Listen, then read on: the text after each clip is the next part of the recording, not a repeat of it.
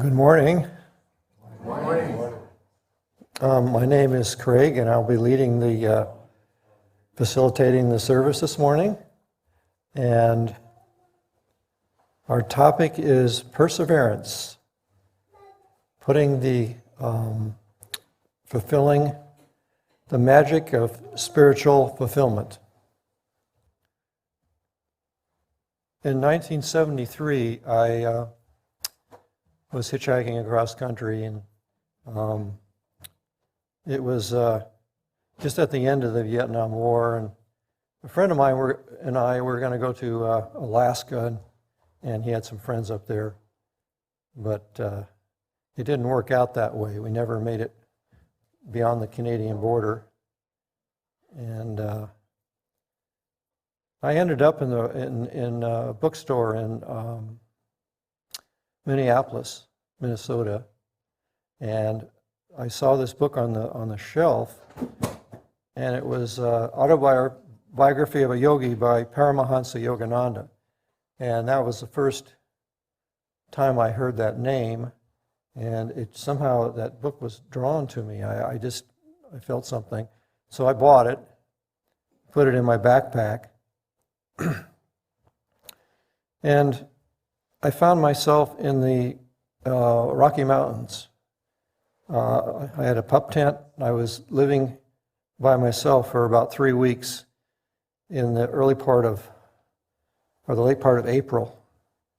And I had this, one night there was this snowstorm, and the tent was just flattened on top of me. I couldn't get it up, so I had to kick all the snow off.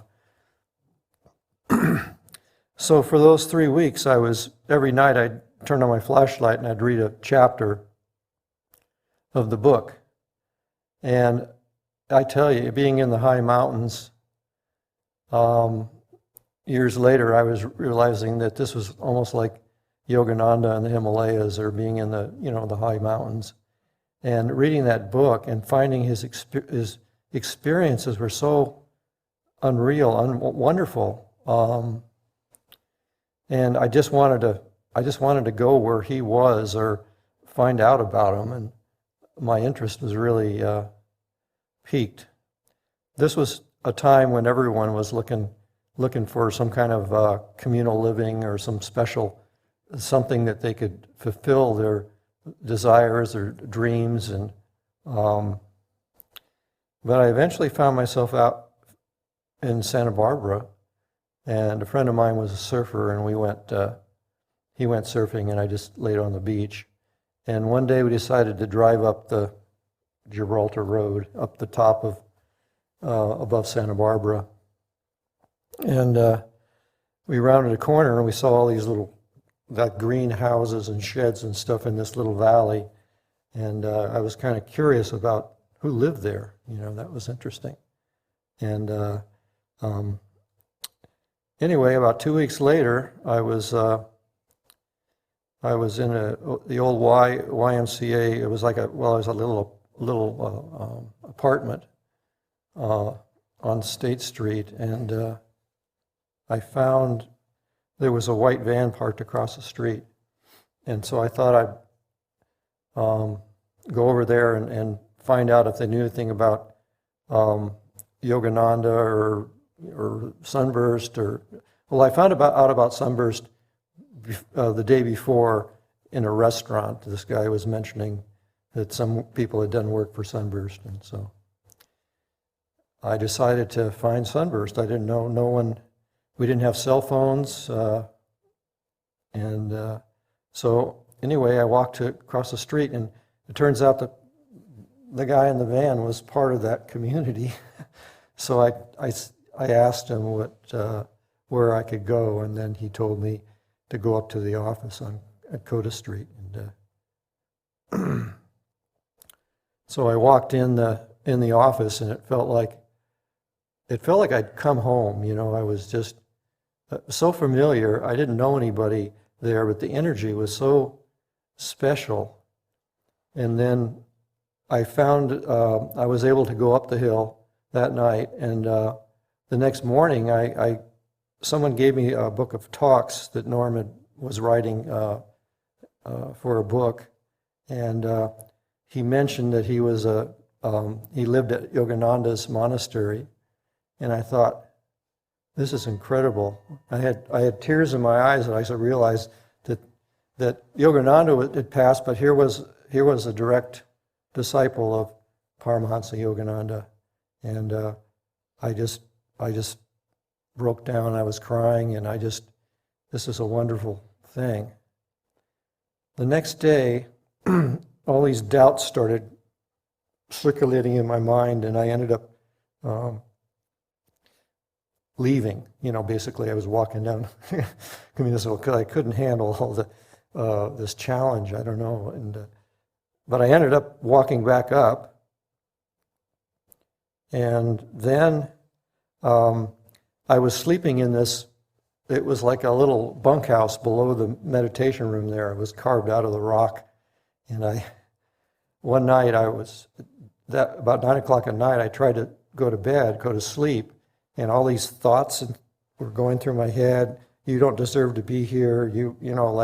How can I ever, this is too much for me and everything, all these doubts. And then it must have been about 2 o'clock in the morning, and I don't know if the meditation room was right above me, and I found myself, I woke up and I was lying on the floor of the meditation room. I don't know how I got there and then I saw this shadow, and then I looked up and Norm, he was standing right over me, and he was looking at me, and we looked, our eyes together, eyes met together. He smiled at me in this deep, loving smile, and then all of a sudden, like that, I was back in my bed, and then I woke up in the morning, and I didn't have any thought. My mind was just totally clear, and anyway, I reflected on that for many years, and what Norm had done for me, because he enabled me to keep on the path and to keep on meditating and enjoy, the fruits of my labors. So there's a quote that kind of goes along with that story. It's from Sri Yukteswar, who was the teacher of Paramahansa Yogananda. Forget the past. Everything will improve in the future if you are making a spiritual effort now.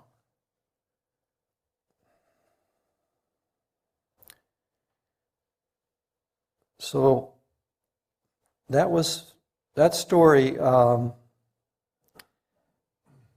me thinking about all the times in my life, and probably in your lives, where you've been going along pretty. Life has been, you're going along pretty consistently, and life seems to be pretty good. And then all of a sudden, there's like a fork in the road, or a bend, and then and I realized that all the meditation, the morning and evening meditations that I'd done for so many years, had prepared me for some of these events that came up in my life. More recently, the injury I had last December when I fell off a ladder, but I don't want to get into that story. But basically, I still meditated morning and evening if I could, even though I couldn't get up. It was just something that I did, and I think it really helped me go through the hospital and that whole scene for that time.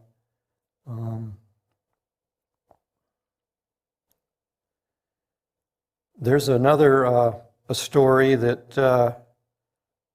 talks. We're building the Milpas, a market in Santa Barbara called Sunburst Farmers Market Number 2, and that market was it was on Milpas Street, and I had been in the community about three or 4 days, and we were a group of the brothers, we call the brothers, went down to San Bernardino to pick up all these produce gondolas and equipment for the to outfit the store.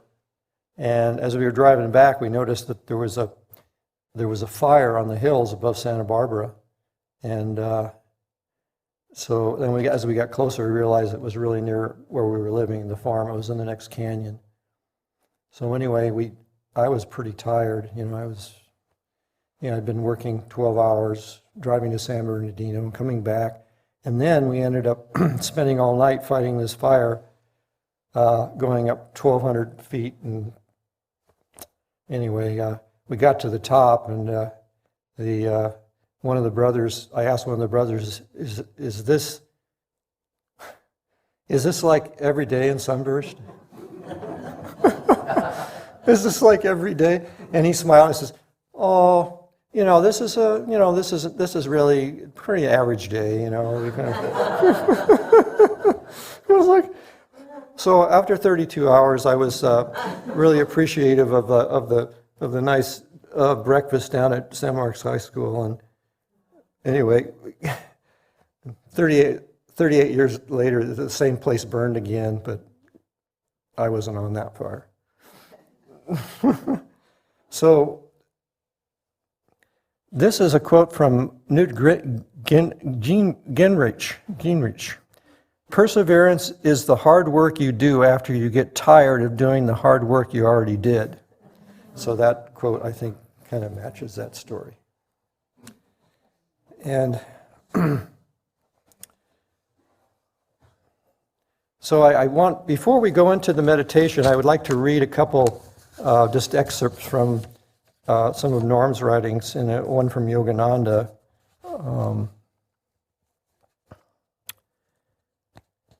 This is from Yogananda. You must pray incessantly. If you sit night after night practicing meditation and crying to God, the darkness will be burned up, and you will see the light behind all life, the Father of all fathers, the mother behind all mothers, the friend behind all friends, the element behind all elements, and the power behind all powers. And Yogananda passed on his devotion and love for the divine love, spirit, God, whatever you want to call that, consciousness, to Norm. And what Norm, just before Yogananda passed, Norm and Yogananda were walking at the sanctuary out at 29 Palms, and the sun was setting, and the beautiful, if you've ever been in the desert, you can see the sparkling desert with the full moon and the Joshua trees glowing. And it was just so beautiful. And Norm said to Yogananda, or Yogananda said to Norm, "Big boy," he always called him Big Boy, "promise me that no matter how many times you fall, you will always get up and try again. From this, you will develop divine willpower and attain the goal in this lifetime." And Norm replied, "Yes, sir, I promised that I will." And it is that promise that that Sunburst, that where we are today, grew into manifestation. And Norm never gave up. He had so many challenges in his life, and he was blessed with wonderful spiritual experiences in the early part of his life. And then he learned how to live the quality of virtue through his life, and we developed some of this knowledge is passed on to us, the community, as it's going forward in terms of the 8 paths and 12 virtues. I'd like to, if everyone would like to sit up straight, I'm going to do a little meditation.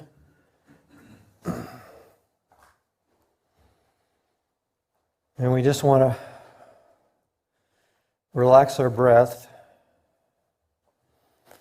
It's helpful to breathe from your abdomen, which is so you expand the diaphragm.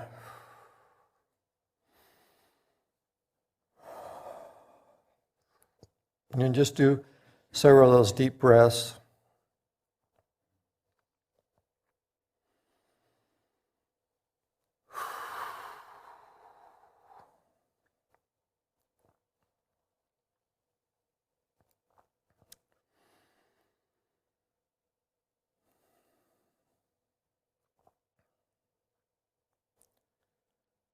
And we can softly close our eyes, or you can leave them just a slightly bit open, and just relax the eyelids, gaze looking forward.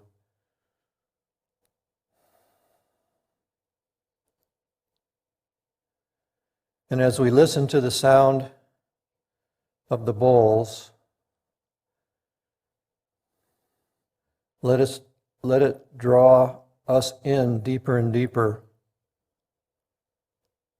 to that place of calmness within us,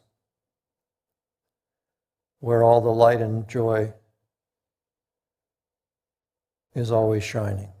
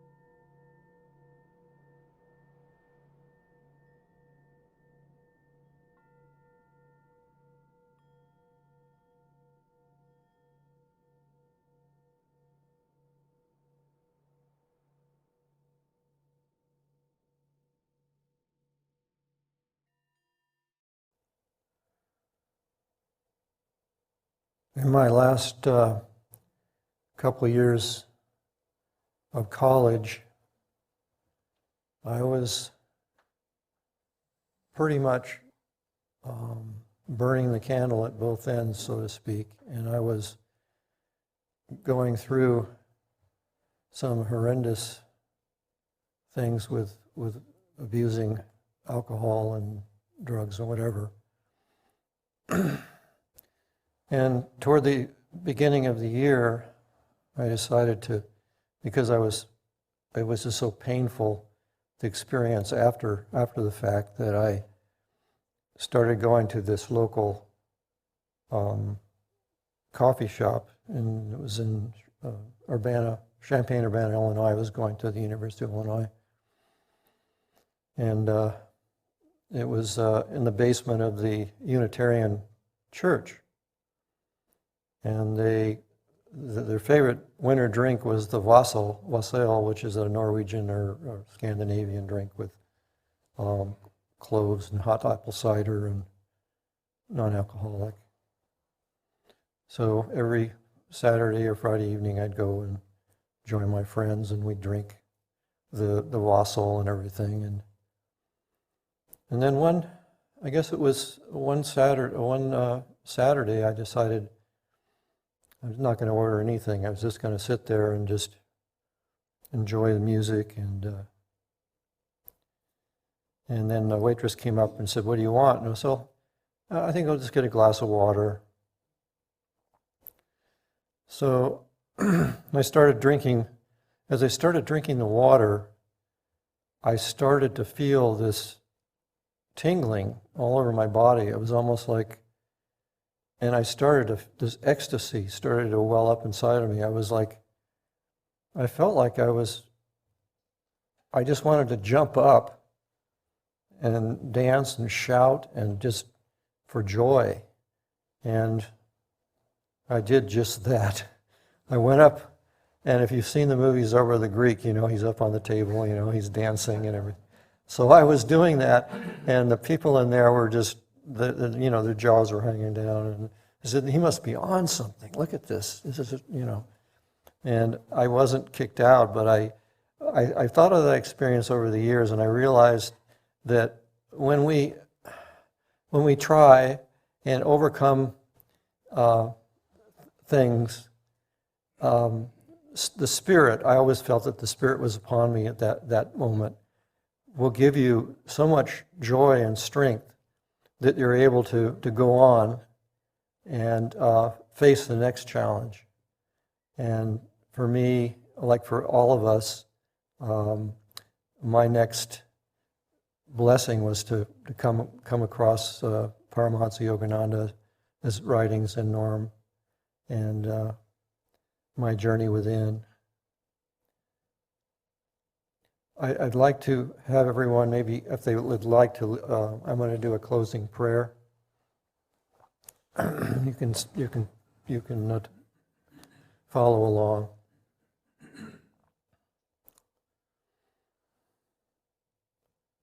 O Divine Spirit,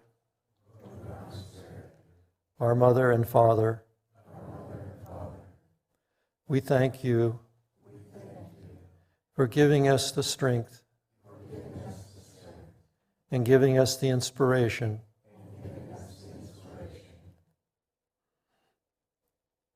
to help in our search for you.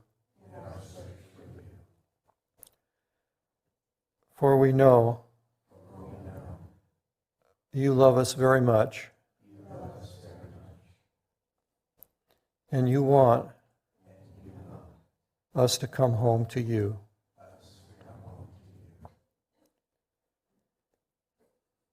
And as we overcome and put one foot in front of the other, we know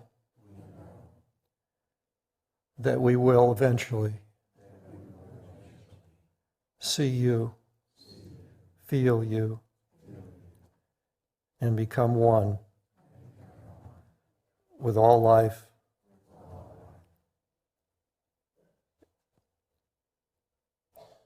Amen.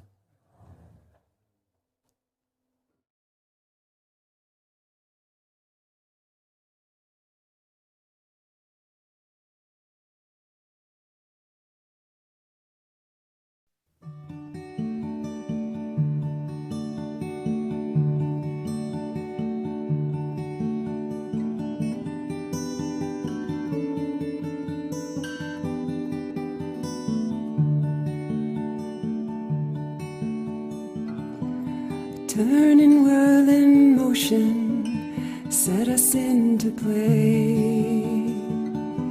The same returns, release, restores us in our day. And in the frontmost part, my life, I keep it sealed. In simple truth, I am a wheel, fashioned on a wheel by hands that love to spin, hands that wove the earth to sky, hands that healed the sick, and hands that set the stone, hands that rock the babe to sleep. And I know the cradle of my soul.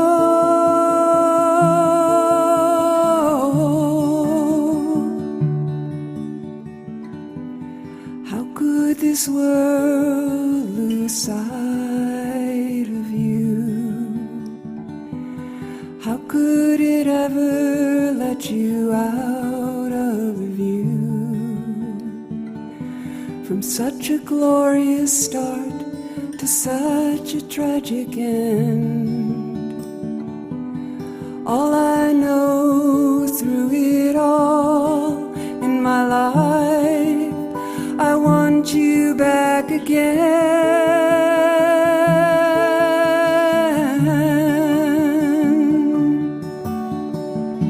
I know I'll find you, I know I'll see you.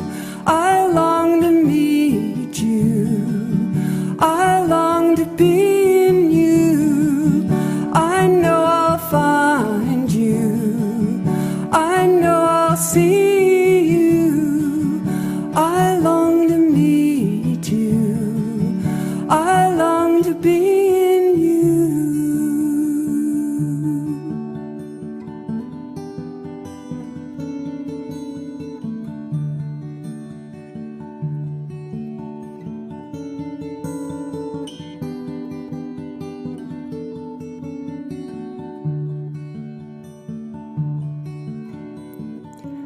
I could be there to swear the stream is not but a trickle from the rocks. You hear my buoyant laughter, soothing sounds of spilling waters. Lo, my streams become a river, and my joys will fill up oceans. I know I'll find you, I know I'll see you. I long to meet you, I long to be in you. I know I'll find you, I know I'll see you. I long to meet you, I long to be in you.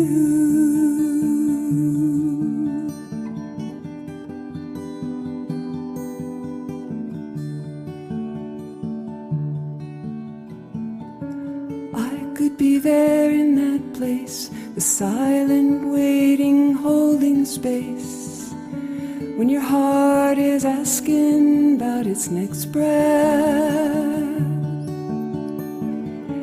I could be riding in that wind, I could be riding in that wind, I could be riding in that wind. I know I'll find you, I know I'll see you. I long to meet you, I long to be in you. I know I'll find you, I know I'll see you. I long to meet you, I long to be in you.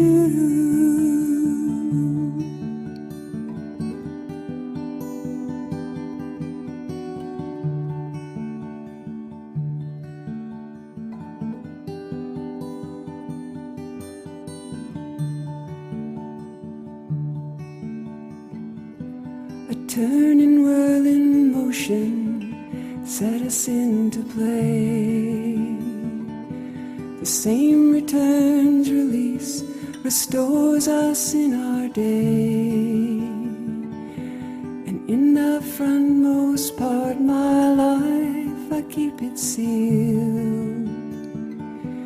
In simple truth, I am a wheel.